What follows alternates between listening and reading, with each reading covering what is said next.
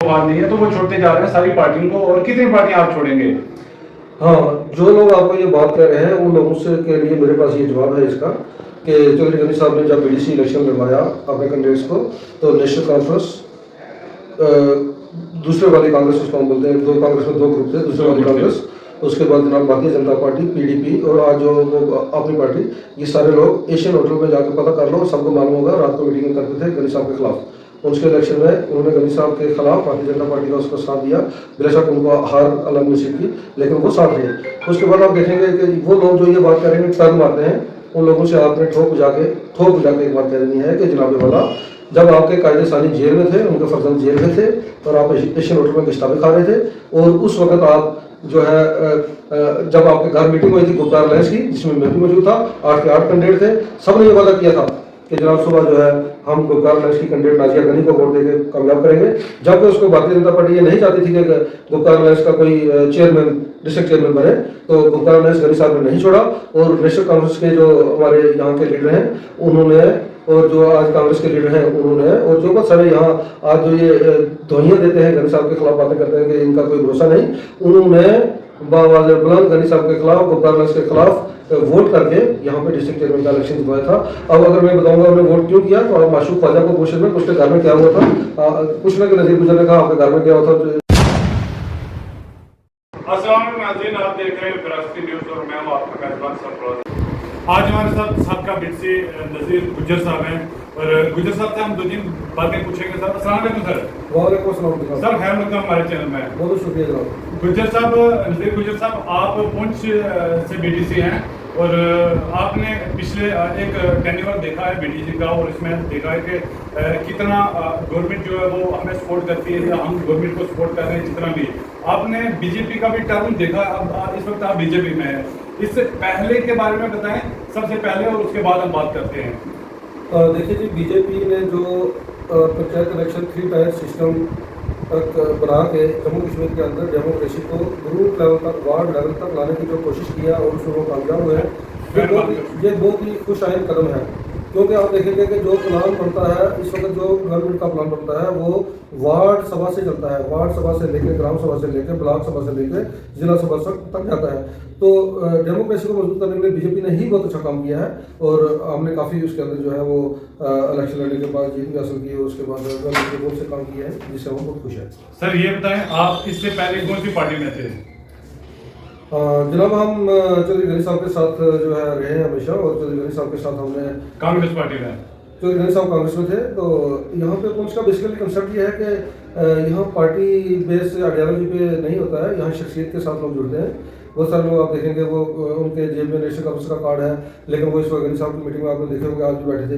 बहुत सारे लोग इस तरह हैं, यहाँ गनी साहब के साथ लोग हैं, और आज हम भारतीय जनता पार्टी में शामिल हो चुके हैं। और इस वक्त ये आप झंडे देखेंगे सामने, भारतीय जनता पार्टी के मैंडेट पर हम लड़ रहे हैं इलेक्शन गनी साहब, और ये सारे जो है गनी साहब के चाहने वाले जितने भी लोग हैं आज की डेट में सारे भारतीय जनता पार्टी। सर, आपको लोगों ने जब बीडीसी बनाया तो उस वक्त कोई शर्त नहीं थे कि आप जहां मर्जी जाएं। उस वक्त आपको पर्सनली उन्होंने वोट दिया था, ना कि गनी साहब को वोट दिया था। आप उसके बाद गनी साहब के साथ आए हो, आप उसके बाद अपनी मर्जी से आए, ना कि पब्लिक की मर्जी से आप आए हो। अपनी मर्जी से आप गनी साहब के साथ आए हो, मतलब कि पहले कांग्रेस में थे, गनी साहब से इनको प्यार था, और उसके बाद जब गनी साहब भारतीय जनता पार्टी में ज्वाइन हुए, शमूलियत की, तो इन्होंने भी भारतीय जनता पार्टी में शमूलियत की। ऐसा ही है सर? देखिए जनाब, जहाँ तक मेरा सवाल है, मैं सरपंच का इलेक्शन लड़ा था इस्लामाबाद पंचायत से, तो उसके बाद बीडीसी का इलेक्शन लड़ा था, तो इंशाल्लाह हमें जीत मिली। जहाँ तक गनी साहब का सवाल है, तो गनी साहब को अल्लाह ने इतना एक खिदमत खल्क का जज्बा दिया हुआ है, और पब्लिक का गनी साहब के साथ इतना प्यार है कि उन्होंने बहुत से लीडर पैदा किए हैं।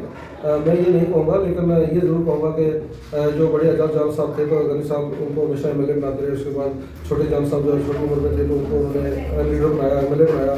उसके बाद अगर आप हमें देखेंगे, मुझे उन्होंने बीडीसी बनाया, उनकी सपोर्ट से ही हम बने। उन्होंने ही हमें सिखाया बोलना कैसे है, तकरीर कैसे करनी है, लोगों का काम कैसे करना है, खिदमत खल्क का जज्बा चाहिए कैसा होना चाहिए।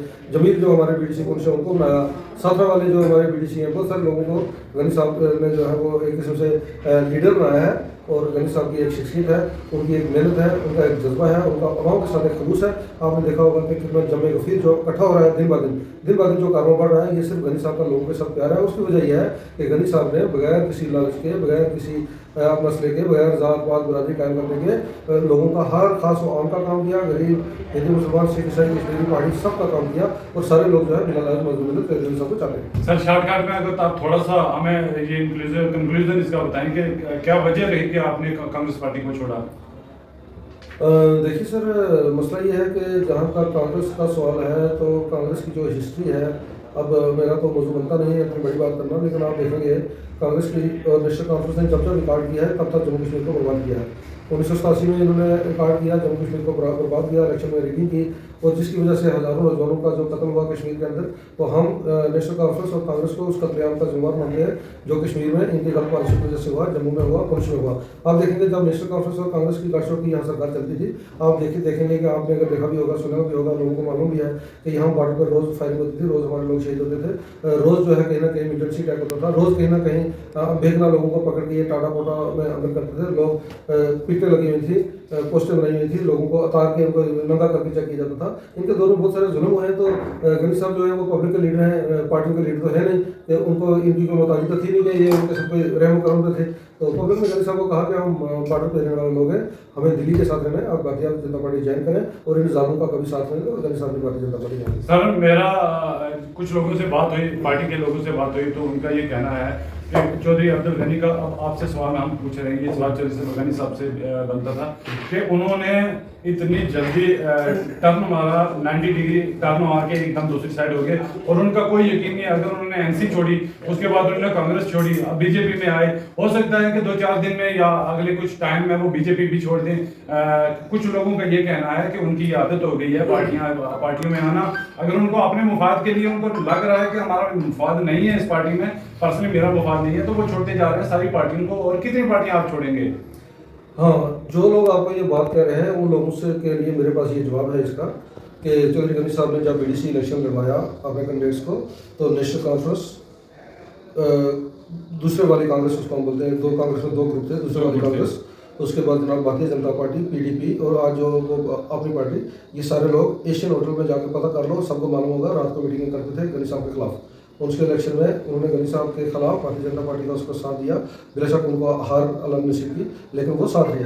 उसके बाद आप देखेंगे कि वो लोग जो ये बात कह रहे हैं टर्न मारते हैं, उन लोगों से आपने ठोक बुझा के एक बात कह देनी है कि जनाब वाला, जब आपके कायदे सानी जेल में थे, उनके फर्जंद जेल में थे और आप एशियन होटल में किताबें खा रहे थे, और उस वक्त आप जो है जब आपके घर मीटिंग हुई थी गुप्कार अलायंस की, जिसमें मैं भी मौजूद था, 8 के 8 कैंडिडेट थे, सब ने ये वादा किया था कि जनाब सुबह जो है हम गुप्कार अलायंस की कैंडिडेट नाजिया गनी को वोट देकर कामयाब करेंगे।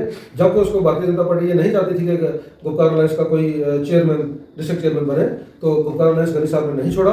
और नेशनल कांग्रेस के जो हमारे यहाँ के लीडर हैं उन्होंने, और जो आज कांग्रेस के लीडर हैं उन्होंने, और जो बहुत सारे यहाँ आज जो ये दोहियाँ देते हैं गनी साहब के खिलाफ, बातें करते हैं कि इनका कोई भरोसा नहीं, उन्होंने बावाज़ बुलंद गनी साहब के खिलाफ, गुप्कार अलायंस के खिलाफ वोट करके यहाँ पे डिस्ट्रिक्ट चेयरमैन का इलेक्शन जितवाया था। अब अगर मैं बताऊंगा उन्होंने वोट क्यों किया, तो आप माशूक ख्वाजा को पूछ लें उसके घर में क्या हुआ था, पूछना कि नज़ीर गुजर ने कहा आपके घर में क्या हुआ था उगले मंजिल में, उन्होंने क्यों वोट दिया। ये बात मैं कैमरे पे नहीं कहना चाहता क्योंकि किसी की इतनी किरदार कशी करनी अच्छी नहीं, लेकिन आवाम खूब समझती है कि क्यों टर्न मारा उन्होंने, किसने, जिनकी बात कर रहे हो, हाँ उन्होंने टर्न क्यों मारा, ये आप उनसे पूछे कि जब नेशनल कॉन्फ्रेंस के कैंडिडेट जो थे जीते हुए थे 2, उन्होंने कांग्रेस के कैंडिडेट को वोट क्यों नहीं दिया, ये सवाल आप उनसे पूछे ना। जब पूरी स्टेट में इनका अलायंस था, नेशनल कॉन्फ्रेंस और कांग्रेस का अलायंस था पूरी स्टेट में, पूरे 20 डिस्ट्रिक्ट में जो बीडीसी जो डिस्ट्रिक्ट चेयरमैन बनते थे, कांग्रेस का सिर्फ एक ही बनता था 20 में, वो भी पुंछ में। और ये गद्दारों का टोला जब इकट्ठा हुआ, गद्दारों का टोला, तो देखो गनी साहब की एक ही बात है जी, गनी साहब की पलटी मारने की वजह सिर्फ यही है, गनी साहब कतई नहीं चाहते कि गरीब के खून का ये सौदा करें और इनको मौका दिया जाए। गनी साहब इनको एक बार दे चुके हैं, दूसरी बार मौका नहीं देना चाहते थे। आप उनसे जरूर ये सवाल करें कि नेशनल कॉन्फ्रेंस के दो जो डीडीसी जीते हुए थे, एक बफलियार से एक मंडी से, उन्होंने कांग्रेस के कैंडिडेट को वोट क्यों नहीं दिया, आपकी क्या मजबूरी थी, आपकी क्या लालच थी, ये सवाल आप जरूर उनसे पूछना। अगर आप मीडिया चला रहे हैं तो मैं उम्मीद रखूंगा कि आप इंशाल्लाह पूछेंगे। सर मैं ये पूछना चाहता हूँ, अगर विलेज रूरल एरिया की बात की जाए तो बड़ी एक जमे गफीर जिसको आप कहते हैं, रोज एक नारा लगता है जमे गफीर थी, वो तो चलो अल्लाह के फजल से आप बड़ा यहाँ पे रूरल एरियाज जो है वो आपने बड़ा कैप्चर किया है या वो लोग आपसे बड़ी मोहब्बत करते हैं, लेकिन सिटी की बात की जाए तो आपको लगता नहीं कि यहाँ से कुछ वोट टूटे जाएंगे, तोड़ेंगे, या किसी के आने से आपको कुछ नुकसान है? देखिए जी, डेमोक्रेसी पे यकीन करते हैं, ये डेमोक्रेसी है। हर आदमी को हमारे खिलाफ वोट करने का हक भी है, हमारे हक में वोट करने का हक भी है। और सिटी की आवाम जो है ये समझदार आवाम है। आप सोचेंगे कि जलसों में नज़र क्यों नहीं आते, उसकी वजह ये है कि ये सारे लोग जो है, आज तो बहुत सारे लोग आए भी हुए थे, लेकिन ये दुकानदार लोग हैं, मुलाजिम लोग हैं, शहर के थोड़े सिस्टम अलग होते हैं। सिटी से आपको इंशाल्लाह 90% वोट आपको पड़ेगा। और ये मैं दावे से कहता हूँ, हमारी रोज़ मीटिंगें सिटी में होती हैं, सबसे हमारी बात होती है।